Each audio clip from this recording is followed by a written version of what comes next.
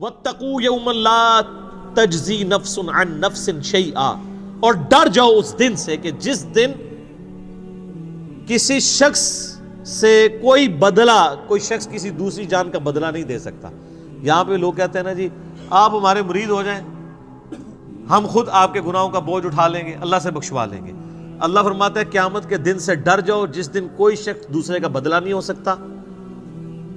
حتیٰ کہ بخاری مسلم میں حدیث ہے، سیدہ فاطمہ جنتی عورتوں کی سردار ہے، اور بخاری اور مسلم میں موجود ہے سیدہ عائشہ سے سیدہ فاطمہ سلام اللہ علیہا جنتی عورتوں کی سردار ہے، اور بخاری اور مسلم میں موجود ہے کہ سیدہ فاطمہ سے نبی علیہ السلام نے فرمایا اے میری بیٹی فاطمہ، میرے مال سے جو کچھ لینا ہے نا وہ لے لے، وہ تو اس کا مالک تو میں ہوں، لیکن آخرت کے دن اگر اللہ نے تجھے پکڑ لیا تیرے اعمال کے سبب تو میں تیرے کچھ کام نہیں آؤں گا۔ تو قرآن میں لکھا ہوا ہے۔ سیدہ فاطمہ کو تو کہا جا رہا تھا، سنایا ہمیں جا رہا تھا کہ اگر سب سے زیادہ رشتہ داری کا بینیفٹ کسی کو مل سکتا تھا نا تو سیدہ فاطمہ تھی، لیکن ان کو بھی بتا دیا گیا کہ اعمال کے بارے میں کھلی چھٹی نہیں ہے۔ اور سیدہ فاطمہ کو تو چھوڑ دیں، قرآن میں 3 دفعہ آیت آئی ہے نبی علیہ السلام کے بارے میں، سورۃ الانعام کے اندر، سورہ الزمر کے اندر، سورہ یونس کے اندر، قل انی اخاف ان عصیت ربی عذاب یوم عظیم۔ اے نبی تم فرماؤ کہ مجھے خود ڈر ہے اس بات کا کہ اگر میں نے بھی اپنے رب کی نافرمانی کی تو بڑے دن کا عذاب مجھے بھی آ پکڑے گا۔ سر مجھے بتائیں آپ کا اور میرا رب اس سے زیادہ کس لیول پہ آ کے آپ کو سمجھائے؟ نبی علیہ السلام سے بڑھ کے کسی کا مرتبہ ہے؟ تو یہ جو آپ کو جنت کی گارنٹیاں دیتے پھر رہے ہیں، یہ کتنے بڑے مجرم ہیں۔ ان کو کہ نبی علیہ السلام کے بارے میں کہا جا رہا ہے، کیوں کہا جا رہا تھا؟ تاکہ تم لوگ یہ کلیم نہ کر لینا کہ ایسی کچھ کر سکتے ہیں۔ اس دن سے ڈر جاؤ جس دن کوئی جان دوسری جان کا بدلہ نہیں ہوگی، ولا یقبل منہا شفاعت، اور کسی کی سفارش قبول نہیں کی جائے گی۔ سفارش کیوں کی جاتی ہے؟ آپ دنیا میں کسی شریف آدمی کی سفارش کے لیے تھانے جاتے ہیں تو ایس ایچ او سے جا کے کیا کہتے ہیں کہ میں اسے اچھے طریقے سے جانتا ہوں، آپ کو غلط فہمی ہوئی ہے، میں گارنٹی دیتا ہوں یہ بندہ اس طرح کا نہیں تھا، اس پہ جھوٹا الزام لگا ہے، یہ کہتے ہیں نا۔ اس طرح کی سفارش اللہ کے سامنے کون کر سکتا ہے کہ یا اللہ جی تواڈے فرشتہ نوں بھلیکھا لگ گیا، ایویں انہوں نے گناہ لکھ لینے، مینوں پتہ ہے بڑا چنگا بندہ ہے، اتنی لمبی داڑھی سی دی، پگڑی نہیں دیکھی کڈا نورانی چہرہ تھا، یہ اللہ کو کہہ سکتا ہے؟ اللہ فرماتا ہے ہم تو تم اس وقت سے جانتے ہیں جب تم ماں کے پیٹ میں جنین کی حالت میں تھے۔ مت کہو اپنے آپ کو کہ میں بڑا پرہیزگار ہوں، وہ بہتر جانتا ہے تم میں سے کون پرہیزگار ہے۔ اس لیول پہ آ کے یہ سورہ نجم کے اندر آیات ہے، مت کہا کرو میں بڑا نیک ہوں، وہ خوب جانتا ہے تم کیا ہو۔ تو اللہ کو کون سفارش کر سکتا ہے؟ ہاں صرف یہ سفارش ہو سکتی ہے کہ جس اللہ ہی کا دل آیا ہو جس پہ کہ اسے چھوڑنا ہے۔ یہ بندہ ہے نیک نیت تھا، چند غلطیاں اس سے ہوئی، باغی نہیں تھا، رجوع لے آتا تھا، اپنی طرف سے اس نے کوشش کی، پھر بھی بحیثیت انسان اس سے غلطیاں ہوئیں، لیکن میری طرف آتا رہا، تو اب میں نے اسے معاف تو کرنا ہے۔ تو معاف میں پھر ڈائریکٹ کرنے کی بجائے اپنے محبوب صلی اللہ علیہ وآلہ وسلم کی شفاعت سے کرواؤں، تاکہ میرے نبی علیہ السلام کی عظمت لوگوں کے دلوں پر اجاگر ہو۔ دنیا میں بھی ایسا ہوتا ہے، اگر کسی کلاس کے اسٹوڈنٹ کو پوزیشن آنے کے اوپر اسکول والے یا کالج والے ٹرافی دیتے ہیں تو وہ کسی مہمان خصوصی کے ذریعے دیتے ہیں نا۔ اس کالج کے اسٹوڈنٹ کو کبھی وہم بھی آتا ہے کہ اس مہمان نے مجھے ٹرافی دی ہے، ان کو پتا ہوتا ہے کہ یار یہ تو مڈل مین ہے، ٹرافی تو اسکول نے دی ہے اور اس کو آنر دی ہے، تو سر نبی علیہ السلام کو بھی آنر ملنی ہے۔ یہ بخشش کا فیصلہ اللہ نے کرنا ہے۔ یہ اسی شفاعت کی نفی ہو رہی ہے کہ دوست کے ساتھ شفاعت کوئی نہیں ہے، شفاعت بالاذن ہے، شفاعت بالوجاہت نہیں ہے۔ اور وہ بالاذن کون سی ہے؟ جو اسی صورت میں آگے جا کے آیت الکرسی میں آیت نمبر 255 میں آ جائے گی، من ذا الذی یشفع عندہ الا باذنہ، کس کی مجال ہے کہ سفارش کر جائے؟ ہاں اللہ جس کو اذن دینا کہ ہاں اس کی سفارش کر لو تو وہ قبول ہوگی۔ تو شفاعت دھونس کے ساتھ نہیں ہے، اللہ کے فضل کے ساتھ ہے۔ لیکن نبی علیہ السلام چونکہ مہمان خصوصی ہیں، اور وہ سورہ بنی اسرائیل میں آیا ہے، نبی علیہ السلام کی جو حدیث ہے نا بخاری مسلم میں، حدیث شفاعت، کہ قیامت والے دن سب لوگ حضرت آدم کے پاس جائیں گے، پھر وہ کہیں گے کہ آج مجھے اپنی جان کی فکر ہے، اذهبوا الی غیری، کسی اور کی طرف جاؤ. پھر حضرت نوح کے پاس جائیں گے، وہ کہیں گے آج مجھے اپنی جان کی فکر ہے. ہوتے ہوتے اینڈ پہ نبی علیہ السلام تک پہنچیں گے، آپ فرمائیں گے انا لہا، اور آپ اللہ کے حضور سجدہ کریں گے. اللہ فرمائے گا اپنا سر اٹھاؤ، تم سفارش کرو، ہم قبول کریں گے. اس کے بعد الفاظ ہے کہ اللہ تعالیٰ میرے لیے تعداد مقرر فرمائے گا، اللہ بتائے گا مجھے. دھونس نہیں ہے سر، اللہ کو کس کی دھونس ہے؟ اسے کہتے ہیں شفاعت بالاذن. اور پھر نبی علیہ السلام نے اینڈ پہ فرمایا اس حدیث کے کہ قرآن پڑھ کے دیکھ لو، عسیٰ ان یبعثک ربک مقاما محمودا، اے نبی ان قریب ہم آپ کو ایسے مقام پر فائز کریں گے جہاں ہر شخص آپ کی تعریف کرے گا. مقام محمود کیا ہے؟ محمود کہتے ہیں جس کی حمد کی جائے. تو نبی علیہ السلام کا ایک نام محمود بھی ہے، آپ حمد کرنے والے بھی ہیں، اور آپ وہ ہیں کہ جس کی حمد کی جائے. محمد کا مطلب کیا ہے؟ تعریف کیا گیا. تو مقام محمود قیامت والے دن وہ مقام ہے کہ جس مقام پہ اللہ جب فائز کرے گا اور آخرت کی جو بخشش کی ٹرافیز آپ کے ہاتھوں بٹوائے گا نا، تو لوگ آپ کی تعریف کریں گے کہ اس کی آنر ہے اللہ کے حضور. مسئلہ شفاعت پہ 88B مسئلہ میرا ڈیٹیل سے 1.5 گھنٹے کی گفتگو ریکارڈڈ کے اندر موجود ہے، آپ یوٹیوب کے اوپر اپلوڈڈ آپ دیکھ سکتے ہیں.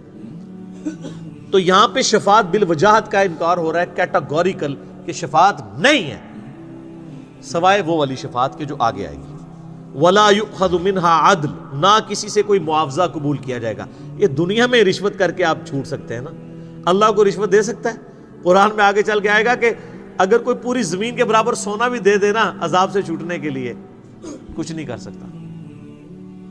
وَلَا هُمْ يُنصَرُونَ، اور نہ اس کی کوئی مدد کر سکے گا. لو جی، ایک آیت جڑی ہے سورۃ البقرہ کی آیت نمبر 28، آپ کے انڈیا، پاکستان، بنگلہ دیش کے بالخصوص اور باقی پوری امت مسلمہ کے بالعموم عقائد کو پیسیفک اوشن میں پھینک دیتی ہے. ڈر جاؤ اس دن سے، لا تجزی نفس عن نفس شیئا، جب کوئی جان کسی دوسرے جان کا بدلہ نہیں دے سکتی. ولا یقبل منہا شفاعہ، نہ کوئی دھونس کے ساتھ شفاعت کر سکتا ہے. ولا یؤخذ منہا عدل، نہ کسی سے کوئی معاوضہ قبول کیا جائے گا. ولا ہم ینصرون، اور نہ کوئی کسی کا مددگار بن سکے گا. 4 چیزوں کا انکار آ گیا. اونٹ پیر تو اڑے کتنے گئے؟ تو بےچارے آپ کو ٹھیک ہی تو کہتے ہیں، آپ کیوں نہیں مانتے کہ قرآن حدیث ڈائریکٹ نہیں پڑھنا گمراہ ہو جاؤ گے؟ بالکل ٹھیک کہہ رہے ہوتے ہیں. ان کی ڈاکٹرن میں آپ گمراہ ہو جائیں گے اور قرآن کی ڈاکٹرن میں ہدایت پہ آ جائیں گے. یہ بھی سورۃ الاعراف میں آیت آئے گی کہ جس کا گیئر الٹا لگ جائے، اللہ تعالیٰ فرماتا ہے اس کو ہدایت کا راستہ گمراہی نظر آتی ہے، گمراہی کا راستہ ہدایت نظر آتی ہے. اور اللہ سے ڈر جائیں اس معاملے میں کہ کسی شخص کو گمراہی ہدایت نظر آنا شروع ہو جائے اور ہدایت گمراہی. اور اسی چیز کو قرآن حکیم میں کئی جگہ کہا گیا ہے، شیطان نے ان کے برے اعمال ان کی نظروں میں سنوار دیے. اور یہ بڑا خطرناک معاملہ ہوتا ہے جب کہ شیطان انسان کو نیکی کے کام کروانا شروع کر دے نیکی کے نام کے اوپر، حالانکہ وہ ہو برائی کے کام. سلطانہ ڈاکو، بڑے اسمگلر، بڑے بڑے پراپرٹی ڈیلرز لوگوں کی زمینیں ہتھیا کے 1 لاکھ بندے کا دسترخوان چلا رہے. تو شیطان نے ان کے برے اعمال ان کی نظر میں سنوار دی. ان کو یہ حرام کا پیسہ کمانا نظر نہیں آ رہا، ان کو نظر آ رہا ہے کہ یار ہم اتنے غریبوں کو کھانا کھلا رہے ہیں. اچھا، یہ دنیا میں اس کی تعریف ہوگی، اللہ کے ہاں 0 سے ملٹیپلائی. اللہ کو دھونس نہیں ہے نا. یہ روب تو آپ پہ چل سکتا ہے نا، اللہ کے لیے کوئی روب ہے کسی بندے نے 1 لاکھ کو کھلایا؟ سر، جو روزانہ لاکھوں ویل مچھلیوں کو کھانا کھلا رہا ہے پیسیفک کے اندر اور اٹلانٹک کے اندر، جو ایک چھوٹے ویل مچھلی کی جو ایک وقت کی خوراک 500 کلو گوشت ہے، آدھا ٹن ایک وقت کا چھوٹی ویل کھاتی ہے، جو ملینز آف ٹن گوشت لاکھوں ویلوں کو روزانہ کھلاتا ہے، اس کے سامنے 1 لاکھ کا دسترخوان تو ایک ویل مچھلی سے پورا ہو جاتا ہے. اس کو کوئی یہ کہے گا کہ جی میں 1 لاکھ بندے کو کھانا کھواتا تھا، اور کہاں سے کھلاتا تھا؟ اس کے دیے ہوئے میں سے، جو اللہ نے اس کو دینا تھا لیکن اس نے حرام کے طریقے سے لوٹا. مرنے سے پہلے اے مسلمان کر لے اس پہ غور، کتابوں کا خدا اور ہے، بابوں کا خدا اور۔ سر قرآن کی ہر آیت کے بعد جیسے ایک گول دائرہ ڈلا ہوا ہے نا، ایک چھوٹا سا سٹیرک لگا کے نا سائڈ پہ یہ شعر لکھ دیا جائے اردو کے اندر، کم از کم پنچ کرے آپ کے دماغ کو۔ اور میں کہتا ہوں کہ سوائے سعودیہ کے اور عرب ملکوں کے کسی ملک میں قرآن بغیر ترجمے کے چھاپنا حرام ہونا چاہیے۔ یہ گورنمنٹ کا کام ہے۔ آپ کیوں لوگوں کو طوطا بنانا چاہتے ہیں؟ اگر ہمارے آئین میں یہ شک داخل ہو جاتی، میں نے کئی دفعہ ہائی لائٹ کی ہے 73 کے، کہ پاکستان میں صرف عربی میں قرآن نہیں چھاپ سکتا۔ صرف عربی میں قرآن چھاپنے کا مطلب کیا ہے؟ آپ لوگوں کو یہ بتا رہے ہیں کہ صرف عربی پڑھنی ہے، یہی بتانا چاہ رہے ہیں۔ تو کتنا بڑا ظلم کر رہے ہیں۔ قرآن اس لیے نازل ہوا ہے، کہتے ہیں دنیا میں سب سے زیادہ پڑھی جانے والی کتاب قرآن ہے، لیکن اس کا جو سائملٹینیس کنٹراسٹ ہے کہ دنیا میں سب سے زیادہ بغیر سمجھ کے پڑھی جانے والی کتاب کون سی ہے؟ قرآن۔ یہ اتنا بڑا تماچا ہے اس امت کے منہ کے اوپر۔ تو قرآن انڈیا، پاکستان، بنگلہ دیش کے اندر، رشیا کے اندر، ایران کے اندر بغیر ان کی نیٹو لینگویج کے ترجمے کے چھپنا ہی نہیں چاہیے، بلکہ گورنمنٹ کا کام ہے کہ صرف عربی میں جو قرآن چھپے ہوئے ہیں یہ ریٹریو کریں مسجدوں سے، اور اس کی بجائے وہ رکھیں۔ کتنا خرچہ ہو جاتا ہے۔ سعودیہ والے دیکھیں نا، جو بندہ حج عمرے پہ جاتا ہے، حج والوں کو تو وہ ایٹ لیسٹ قرآن پاک ان کی زبان میں دیتے ہیں۔ چائنیز آئے ہوئے ہیں تو چائنیز کو چائنیز لینگویج میں دیں گے، ملائی لینگویج میں دیں گے ملیشینز کو، پاکستانیوں کو اردو ترجمے والا دیتے ہیں۔ ہماری گورنمنٹ نہیں کر سکتی، کوئی خرچہ نہیں ہے۔